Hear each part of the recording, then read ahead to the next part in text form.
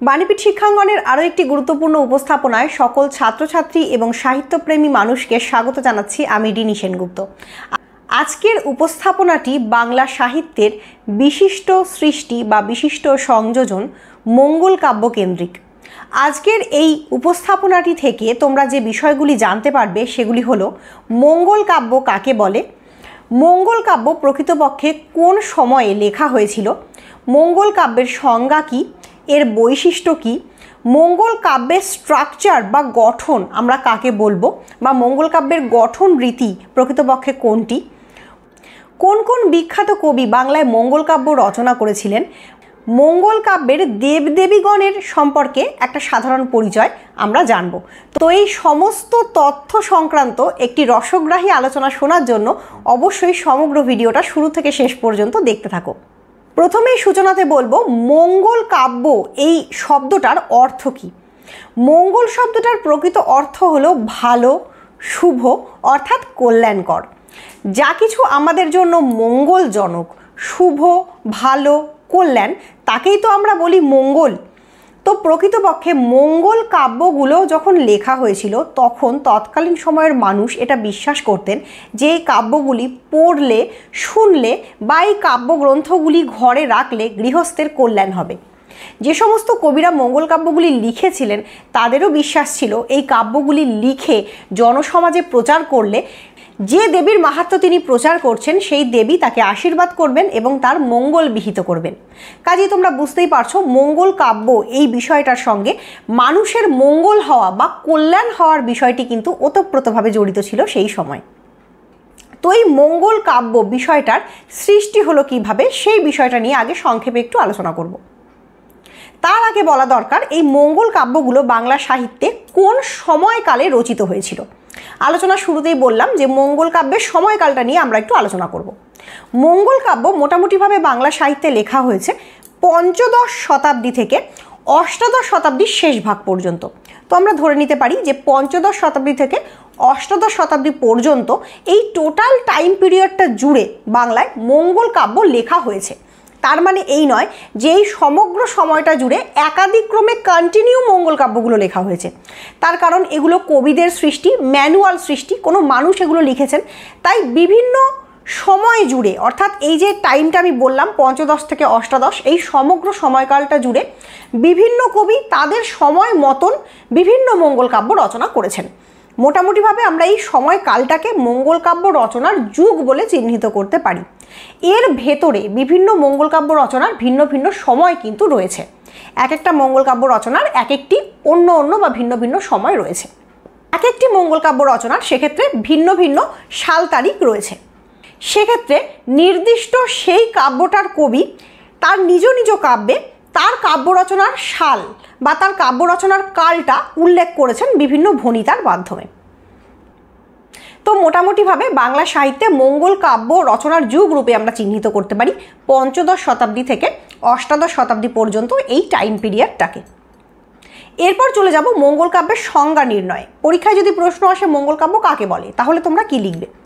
এই প্রশ্নের উত্তরে তোমরা অবশ্যই লিখতে পারো যে বাংলা সাহিত্যে লৌকিক এবং পৌরাণিক এই উভয় ভাবনার সংমিশ্রণের ফলে সৃষ্ট বিভিন্ন দেবদেবীদের পূজা প্রচার এবং তাদের ভক্তদের কাহিনী অবলম্বনে সৃষ্ট যে সাহিত্য ধারাটা মোটামুটিভাবে পঞ্চদশ থেকে অষ্টাদশ শতাব্দী পর্যন্ত খুব সুন্দরভাবে সুপ্রচলিত ছিল এবং বিভিন্ন কবিগণ একটা নির্দিষ্ট ধাঁচ বা প্যাটার্ন অনুসরণ করে সেই সময় এই সাহিত্য ধারাটা লিখেছিলেন এবং যে সাহিত্য গ্রন্থটি সম্পর্কে মনে করা হয় যে এই সাহিত্য গ্রন্থটিকে নিজের গৃহে রাখলে বা পড়লে বা এই গ্রন্থটিকে প্রচার করলে নিজের এবং নিজের সংসারের মঙ্গল সাধন হবে, তাকেই সাধারণভাবে আমরা মঙ্গল কাব্য বলতে পারি।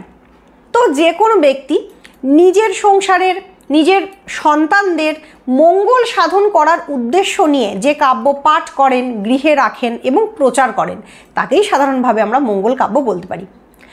একটি ভিন্ন মত অনুসারে মনে করা হয় যে এই মঙ্গল কাব্যগুলি যেহেতু পাঁচালী হিসেবে অনেক সময় অনেক ক্ষেত্রে গাওয়া হতো বা পালা আকারে পরিবেশিত হতো, তাই এগুলি নাকি এক মঙ্গলবারে গীত গাওয়া শুরু হয়ে আরেক মঙ্গলবারে সমাপ্ত করা হতো, তাই এগুলির নাম মঙ্গল কাব্য। তো কারণ যাই হোক না কেন, মোটামুটিভাবে এই হলো মঙ্গল কাব্যের সংজ্ঞা এবং এর যে নামকরণ তার একটা তাৎপর্য নির্ণয়। এরপর আমি চলে যাব মঙ্গল কাব্যের যে গঠন আছে তার গঠন বৈশিষ্ট্যের দিকে, বা মঙ্গল কাব্যের যে স্ট্রাকচারাল একটা সিগনিফিক্যান্স আছে, এই স্ট্রাকচারাল গঠন সংক্রান্ত কিছু কথা এবার বলবো। যে কোনো মঙ্গল কাব্যের যদি গঠনগত বৈশিষ্ট্যের দিকে আমরা নজর দিই তাহলে দেখতে পাবো যে কোনো মঙ্গল কাব্য জেনারেলি 4টে ভাগে বিভক্ত হয়। এই 4টে ভাগ হলো দেবদেবীর বন্দনা অংশ, গ্রন্থোৎপত্তির কারণ অংশ, দেবখণ্ড এবং নরখণ্ড। এই 4টে জিনিস প্রকৃতপক্ষে কি, এবার সেটা নিয়ে আমি একটু সংক্ষেপে কথা বলবো। দেবদেবীর বন্দনা অংশে যে কোনো মঙ্গল কাব্যের যিনি সংশ্লিষ্ট কবি হন তিনি তার আরাধ্য যে কোনো পছন্দসই দেবী বা দেবতা সংক্রান্ত কিছু কথা বন্দনা আকারে, কবিতা আকারে বিবৃত করেন। ধরো আমি মঙ্গল কাব্যের কবি এবং আমি একটি কাব্য রচনা করছি, সেক্ষেত্রে সেই সংশ্লিষ্ট কবি তার কাব্যটির সূচনাকালে গণেশ বন্দনা, লক্ষ্মী বন্দনা, সূর্য বন্দনা, চণ্ডী বন্দনা, মনসা বন্দনা ইত্যাদি যে কোনো দেবদেবীর বন্দনা দিয়ে তার কাব্যটা শুরু করেন। এই অংশটাকেই বেসিক্যালি বলা হয় বন্দনা অংশ। এরপর আরেকটা অংশ কবি সংযোজন করেন যেটাকে বলা হয় গ্রন্থোৎপত্তির কারণ অংশ।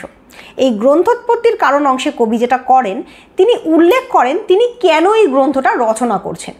সেক্ষেত্রে বেশিরভাগ ক্ষেত্রেই কোনো স্বপ্নাদেশ বা পিতামাতার আদেশ বা কোনো রাজার আদেশের কথা বর্ণিত থাকে। এক একজন কবি গ্রন্থোৎপত্তির কারণ অংশে এক এক রকম আদেশের কথা ব্যক্ত করেছেন।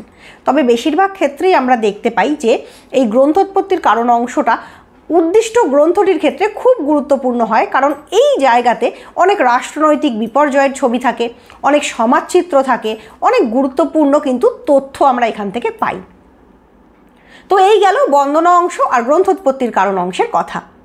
এরপর আমরা চলে যাব দেবখণ্ড এবং নরখণ্ড এই দুটো বিষয় প্রসঙ্গে। দেবখণ্ডে মূলত থাকে যে দেবী বা দেবতাটিকে কেন্দ্র করে মঙ্গল কাব্যটা লেখা হচ্ছে সেই দেবী বা দেবতাটি সংক্রান্ত নানান রকম তথ্য বা পূর্বকথা, এবং এই জায়গাটাতে বেশিরভাগই থাকে একটা না একটা অভিশাপ বৃত্তান্ত। ধরো যদি আমরা মনসা মঙ্গল কাব্যটাকে ধরে নিয়ে আলোচনা করি তাহলে দেখবে সেখানে উষা এবং অনিরুদ্ধ এই দুটো ক্যারেক্টার বা চরিত্র অভিশাপগ্রস্ত হয়ে বেহুলা এবং লক্ষিন্দর রূপে জন্মগ্রহণ করেছিল। তো এই যে এদের অভিশাপ বৃত্তান্ত এইটা কিন্তু দেবখণ্ডে রয়েছে। আর নরখণ্ডে গেলে আমরা কি পাবো? নরখণ্ডে গেলে আমরা পাবো এই যে চরিত্র দুটি পরবর্তীকালে মানুষ রূপে জন্মগ্রহণ করলো, মানুষ রূপে জন্মগ্রহণ করে এরা কি অ্যাক্টিভিটি করছে মর্তে এসে, এরা কিভাবে নিজেদের জীবন চালাচ্ছে এবং কিভাবে সংশ্লিষ্ট দেবী বা দেবতার পূজা প্রচার করছে, এই বিষয়টা থাকবে নরখণ্ডে। তো এই রকমভাবে কিন্তু দেবখণ্ড, নরখণ্ড, গ্রন্থোৎপত্তির কারণ বা বন্দনা অংশ এই অংশগুলোকে কবিরা সাজান, এবং বেশিরভাগ মঙ্গল কাব্যেরই এটা একটা স্ট্রাকচার বা এই রকম একটা স্ট্রাকচারকে কেন্দ্র করেই বেশিরভাগ মঙ্গল কাব্যগুলো সাজানো হয়ে থাকে। তো এই গেল মঙ্গল কাব্যের গঠনগত বৈশিষ্ট্য। এরপর নেক্সট আমি চলে যাব মঙ্গল কাব্যের দেবী দেবতা প্রসঙ্গে। লক্ষ্য করে দেখবে একটা মজার বিষয়, মঙ্গল কাব্যগুলো বেশিরভাগই কিন্তু রচনা করা হয়েছিল কোনো না কোনো দেবীকে কেন্দ্র করে। দেবতা বা পুরুষ চরিত্র সেখানে কিন্তু অনেকটাই গৌণ। যেমন লক্ষ্য করে দেখো, মনসা মঙ্গল, চণ্ডী মঙ্গল, অন্নদা মঙ্গল, শীতলা মঙ্গল, ষষ্ঠী মঙ্গল এনারা সকলেই কিন্তু এক একজন দেবী। মনসা, চণ্ডী, শীতলা, ষষ্ঠী এরা সবাই কিন্তু দেবী চরিত্র। তো কোনো এক অজ্ঞাত বা অজানা কারণেই মঙ্গল কাব্যের যে আরাধ্য দেবীরা তারা বেশিরভাগ ক্ষেত্রেই ছিলেন দেবী, কিন্তু কিছু কিছু পুরুষ দেবতাও মঙ্গল কাব্যের দেবতা রূপে প্রাধান্য পেয়েছেন। তাদের মধ্যে অন্যতম হলেন ধর্মমঙ্গল কাব্যের দেবতা ধর্ম, এবং অবশ্যই রায়মঙ্গল কাব্যের দেবতা দক্ষিণ রায়। এই দক্ষিণ রায় কিসের দেবতা বলো তো? তোমরা যারা জানো অবশ্যই কমেন্ট বক্সে কমেন্ট করে জানিও যে দক্ষিণ রায় কিসের দেবতা। এই দক্ষিণ রায় কিন্তু সুন্দরবন অঞ্চলের দিকে বেশি প্রসিদ্ধ। এই ক্লুটা আমি তোমাদেরকে দিয়ে রাখলাম, অবশ্যই কমেন্ট করে জানিও যে দক্ষিণ রায় কোন বিষয়ের দেবতা।